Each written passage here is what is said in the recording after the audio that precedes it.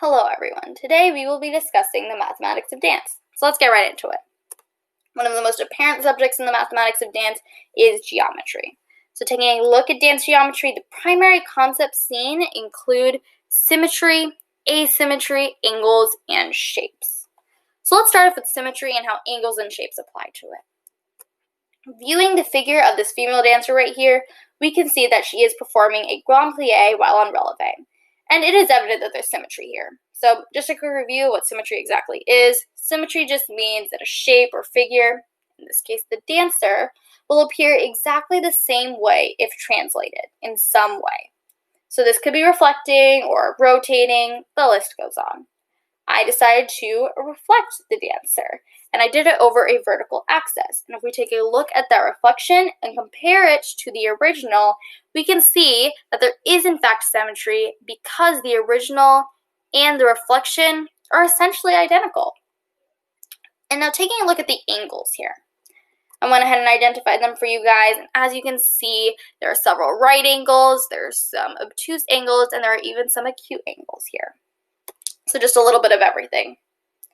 I also identified the shapes for you guys, and the two obvious ones here are this rectangle formed by the dancer's legs being in a grand plie while on releve position, and this triangle right up here formed by her hands pointing in opposite directions. And this is most likely an isosceles or maybe even an equilateral triangle.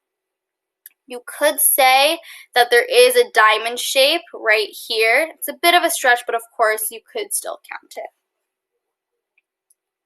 So we've covered symmetry and how angles and shapes apply to it, but we haven't really discussed asymmetry. So let's go ahead and dive into that. Reviewing the figures here, it's evident that the three dancers present are in an asymmetrical position. But let's go ahead and prove that. I went ahead and applied a transition, which was a reflection over a vertical axis, and as you can see, the original and the reflection are not identical, which means they are not in symmetrical positions. But there are other translations out there, and we can go ahead and test them to prove symmetry, so let's go ahead and do that. So in this case, I reflected again, but over a horizontal axis this time, but the original and the reflection are still not identical. I even rotated the dancers 90 degrees, and the original and the rotation are still not identical. So yes, there are other translations that we could test. These are just the ones we're focusing on today, and the fact that the original and the rotation or the reflections are not identical just shows that they are not in symmetrical positions. Now let's take a look at the angles. Again, I went ahead and identified them for you guys, and as you can see here, there are some obtuse angles and some right angles as well. And lastly, shapes.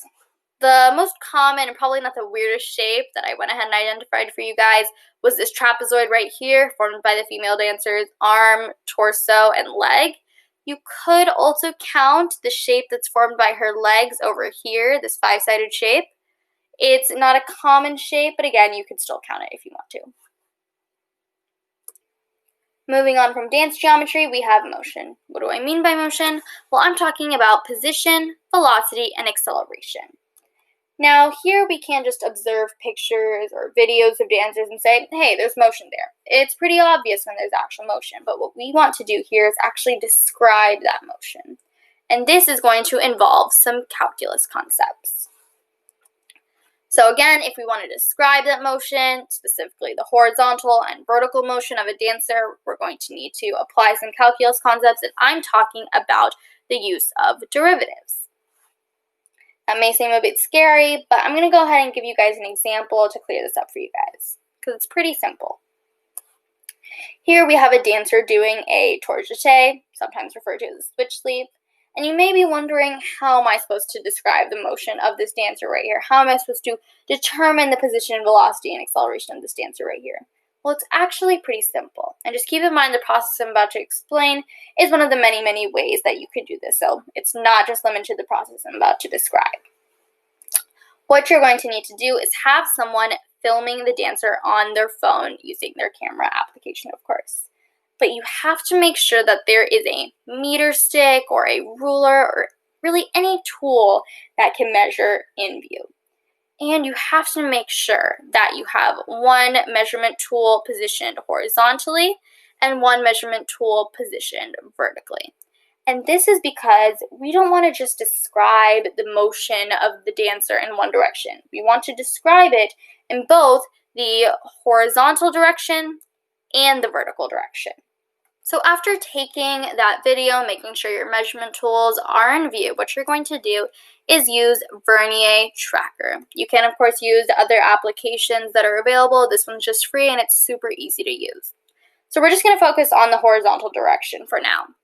All you're going to do is input the video that you just took, then mark the position values of the dancer at different points in times.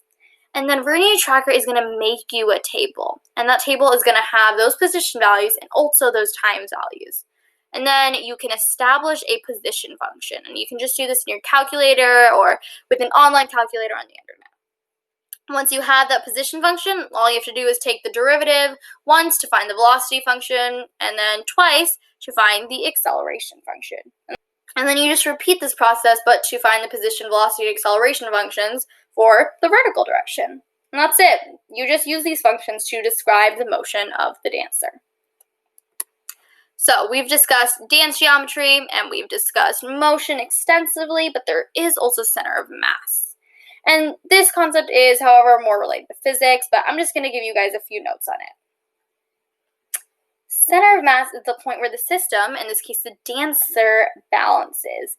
If the dancer tries to balance at really any other point other than the center of mass, they're going to fall. And that's why it's so hard and not as easy for dancers to balance when in such crazy positions like those pictures here. And that's it. That is the mathematics of dance. If you're still curious and want to learn more, you can read the listed articles right here. They're pretty short, but they cover a lot in how mathematics applies to dance, and one of them even touches on how mathematics applies to music. Lastly, if you want to learn more about this nonprofit organization, Integrals Derived, and their mission to inspire and encourage all girls to embrace mathematics and its application, maybe even its application to dance, you can visit their website, integralsderived.org, or their Instagram @integralsderived for more information.